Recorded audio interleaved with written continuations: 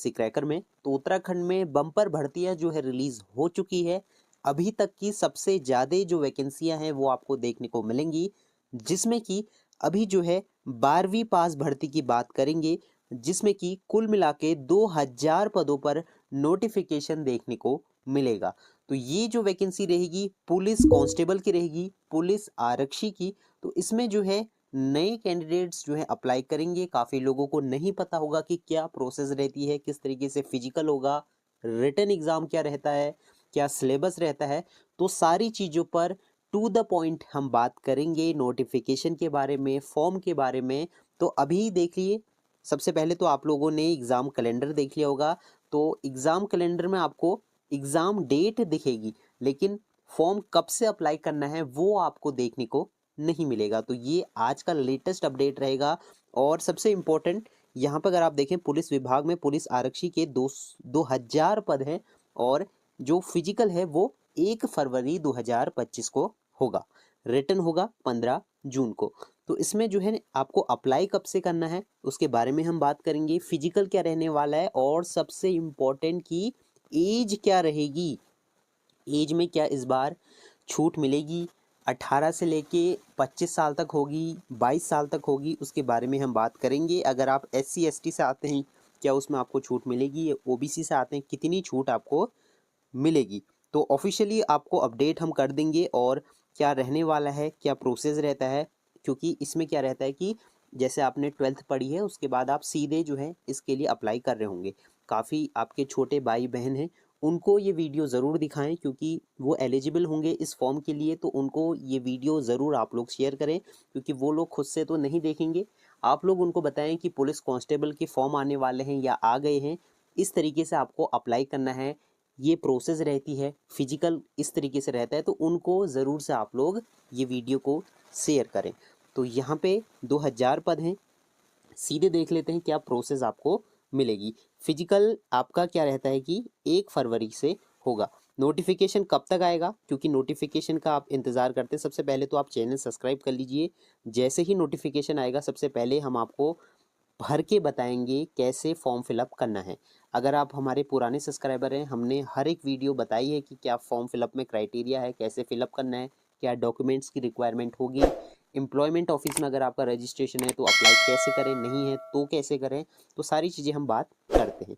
तो अब बात कर लेते हैं कि फॉर्म कैसे फिलअप करना है। जो फॉर्म फिलअप की डेट रहेगी वो आपकी अक्टूबर मंथ रहेगी, मतलब अक्टूबर में आपको इसके नोटिफिकेशन दिख जाएंगे। जहाँ तक है सितंबर लास्ट तक भी आपको इसका नोटिफिकेशन दिख जाएगा, लेकिन अक्टूबर में आप इसके फॉर्म फिलअप कर पाएंगे। तो अक्टूबर का महीना आपके लिए बहुत ही इम्पोर्टेंट रहेगा, तो उसमें आपको फॉर्म फिलअप करने को मिलेगा। जहाँ तक है सितंबर लास्ट तक भी आपको दिख सकता है, मतलब 20-21 तारीख को भी इसका नोटिफिकेशन दिख सकता है।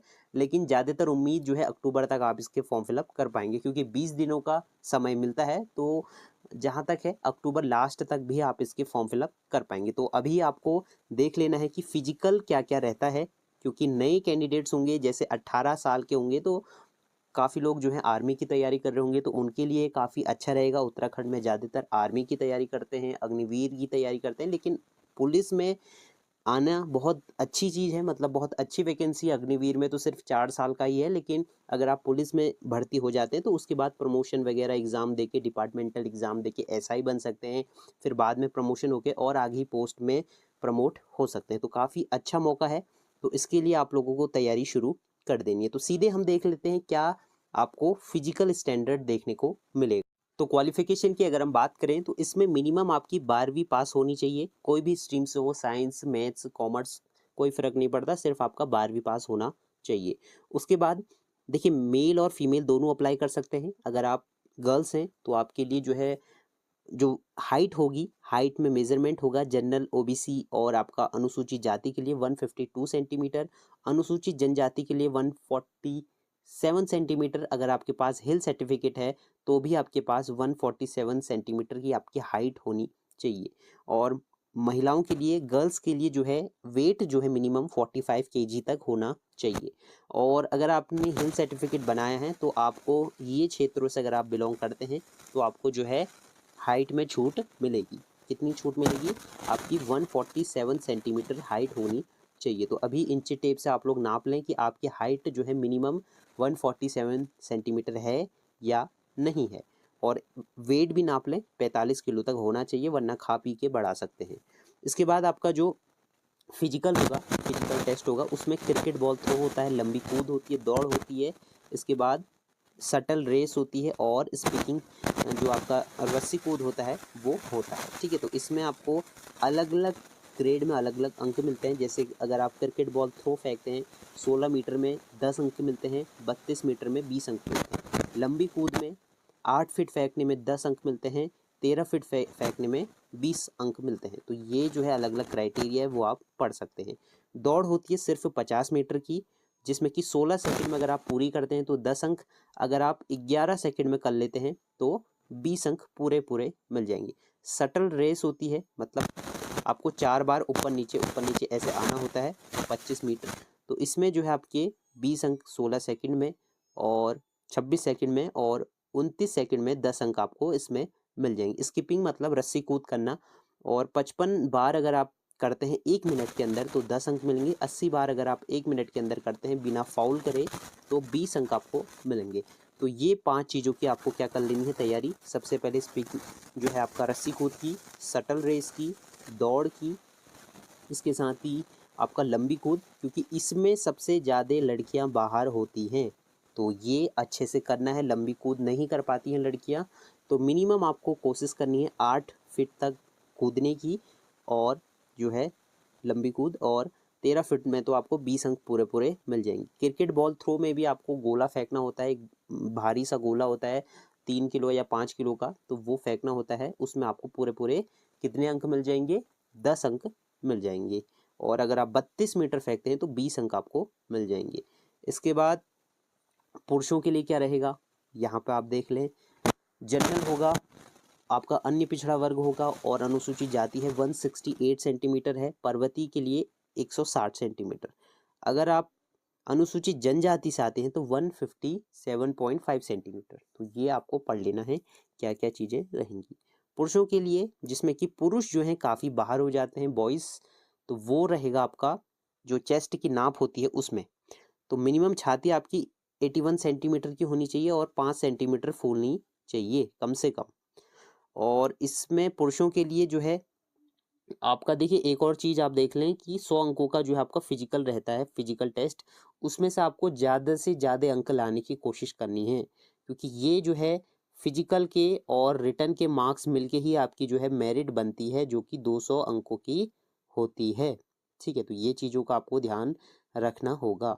इसमें भी सेम है, क्रिकेट बॉल थ्रो है, लंबी कूद है, चिनअप है। इसमें आपको चिनअप बिम मारने होते हैं, जैसे आपको आर्मी में आपने देखा होगा बिम मारना, और अंडर ग्रिप, ओवर ग्रिप जो चाहे वो मार सकते हैं। और इसके बाद दंड बैठक है, और इसमें बैठक है, दंड बैठक और बैठक दौड़। तो दौड़ जो है 3 किलोमीटर की आपकी रहती है, 20 मिनट में करना है, 10 अंक मिलने हैं। 10 मिनट में करोगे तो 20 अंक आपको पूरे पूरे मिल जाएंगे। बैठक में 50 अगर आप करते हैं 2 मिनट में तो 4 अंक, 100 कर लेते हो 2 मिनट में तो 10 अंक पूरे मिल जाएंगे। इसके बाद दंड में आपको 25 कर लेते हैं 4 मिनट में तो आपको 4 अंक, और 75 कर लेते हो 10 अंक 4 मिनट में। चिनअप करेंगे, अगर आप 5 बार छूते हैं तो 10 अंक, 10 बार छूते हैं तो 20 अंक। और लंबी कूद जो आप करेंगे 13 फीट करते हैं तो 10 अंक, 18 फीट करते हैं तो 20 अंक। इसमें भी काफ़ी लोग बाहर हो जाते हैं, फाउल कर देते हैं। इसके बाद क्रिकेट बॉल थ्रो है, 70 मीटर फेंकने में 20 अंक, और 50 मीटर फेंकने में 10 अंक आपको पूरे पूरे मिल जाएंगे। देखिए एग्ज़ाम सभी के लिए सेम रहेगा, 100 अंकों का, जिसमें कि 2 घंटे का समय, MCQ question paper Hindi English दोनों में आएंगे, जिसमें कि सामान्य हिंदी 20 अंकों की आएगी, सामान्य ज्ञान आपका 40 अंकों का आएगा, और सामान्य अध्ययन आपका 40 अंकों का रहेगा, जिसमें कि 40 अंकों की उत्तराखंड जीके जीएस रीजनिंग रहती है, और 40 अंकों का जनरल जो रहते हैं वो होते हैं। मतलब जैसे कि आप पेपर देते हुए आ रहे हैं या नए कैंडिडेट्स हैं, उनके लिए अलग से हम वीडियो बना देंगे कैसे क्वेश्चन पेपर पूछे जाते हैं। तो यही है पूरा क्राइटेरिया। अब सबसे इम्पोर्टेंट रहेगा कि एज क्या इस बार रहेगी 2024 में, क्योंकि एज में काफ़ी लोगों को डाउट है, क्योंकि काफ़ी प्रयास किए गए कि एज बढ़नी चाहिए, लेकिन जहाँ तक है इस बार जो है मुश्किल लग रहा है कि एज बढ़ पाए। एज के बढ़ने के आसार बहुत ही कम है, मतलब 10% अगर चाहें तो एज बढ़ सकती है, लेकिन अभी तक कोई भी इंडिकेशन नहीं है कि एज बढ़ रही है, क्योंकि अध्याचन आयोग के पास पहुंच चुके हैं। जो अभी एज रहने वाली है, जो नोटिफिकेशन आएगा, संभावित जो इसमें एज रहेगी वो 18 से 22 साल तक रहेगी। वो कौन कौन सी पोस्ट हैं वो आप एक बार देख लें, जिसमें कि आपका हो गया आरएसी, पीएससी और आपका जो अग्निश्रमक हो गया, इनमें आपकी एज जो है 18 से लेके 22 साल तक रहेगी। कुछ पोस्टें हैं जिसमें 18 से लेके 25 साल तक भी रहेगी, तो आपको तैयारी नहीं छोड़नी। अगर आपकी एज 25 साल तक है, अनरिजर्व की बात कर रहा हूँ, उनके लिए ये रहेगी। अगर आप ओबीसी हैं, ओबीसी आते हैं, तो 22 हो गया प्लस 23, 24, 25, तो 25 साल तक आप इसकी पोस्ट को अप्लाई कर सकते हैं। ठीक है, 25 साल आपके लिए ये हो गया। अगर आपका जो है जो दूसरी पोस्ट है, कौन सी पोस्ट होगी आपका, यहाँ पर अगर आप देखें अग्निश्रमक जो महिलाओं के लिए है, उसमें आपकी 25 तक रहेगी। तो 25 तक, कुछ पोस्टों में 25 तक एज है, कुछ पोस्टों में 22 तक एज रहेगी। अगर आप एससी कैटेगरी से आते हैं या फिर एसटी कैटेगरी से आते हैं तो 5 साल की आपको पूरी पूरी छूट मिल जाएगी। तो 22, 23, 24, 25, 26, 27, तो 27 तक आप इसके फॉर्म को भर सकते हैं अगर आप एससी कैटेगरी से आते हैं। तो जहाँ तक है, जो भी कैंडिडेट्स 18 के हैं वो तो भरेंगे ही भरेंगे, और मिनिमम इसमें जो है आपका 22 साल से लेके 25 साल तक के अनरिजर्व कैटेगरी के फॉर्म फिलअप हो पाएंगे, क्योंकि कुछ पोस्टों में जैसे आपकी फायरमैन की होती है तो उसमें महिलाओं के लिए अलग पोस्टें हैं, पुरुषों के लिए अलग पोस्टें हैं, तो वो आप लोग भर पाएंगे। इसमें सबसे अच्छी बात अगर मैं आपको बताऊं कि इसमें नए कैंडिडेट्स आएंगे, क्योंकि काफ़ी लोग ऐसे होंगे कि ओवर एज हो जाएंगे और नए लोगों को मौका मिलेगा कि किस तरीके का पैटर्न है, क्या एग्ज़ाम होगा, उनको कोई आइडिया नहीं है कहाँ से क्वेश्चन बनेंगे। तो उन सभी के लिए ये कंपटीशन एकदम नया होने वाला है, तो उनको तैयारी जो है अच्छे से करनी है। प्रीवियस क्वेश्चन देख लेने कहाँ से पूछे जाते हैं, और सिलेबस से देखिए, सिर्फ सिलेबस कहने का होता है, क्वेश्चन कहीं से भी आ सकते हैं। ठीक है, तो उसके लिए आपको प्रीवियस क्वेश्चन देखने होंगे कि कैसे क्वेश्चन पूछे जाते हैं, और इसमें जो है अलग अलग श्रेणियों में अलग अलग जो है आरक्षण मिलते हैं। अगर आपको कोई भी डाउट है तो आप हमें जो है कमेंट कर सकते हैं। फिजिकल के बाद मेडिकल में आंखें 6/6 होनी चाहिए या फिर 6/9 से ज़्यादा नहीं होनी चाहिए। इसके साथ ही आपका सटा घुटना नहीं होना चाहिए, सपाट पैर नहीं होना चाहिए, बो लेग नहीं होना चाहिए, वेरिकोज वेन नहीं होना चाहिए, हकलाना, विकलांगता, विकार, ये चीज़ें नहीं होनी चाहिए। देखिए, क्योंकि काफ़ी लोग क्या करते हैं, अभी से बहुत तैयारी कर लेते हैं, बहुत तैयारी दौड़ते हैं, लेकिन बाद में वो मेडिकल में फ़ेल हो जाते हैं। तो ऐसा आपके साथ नहीं हो, इससे पहले ही हमने आपको सारी चीज़ें बता दी हैं। फिर भी अगर आपको कोई डाउट है तो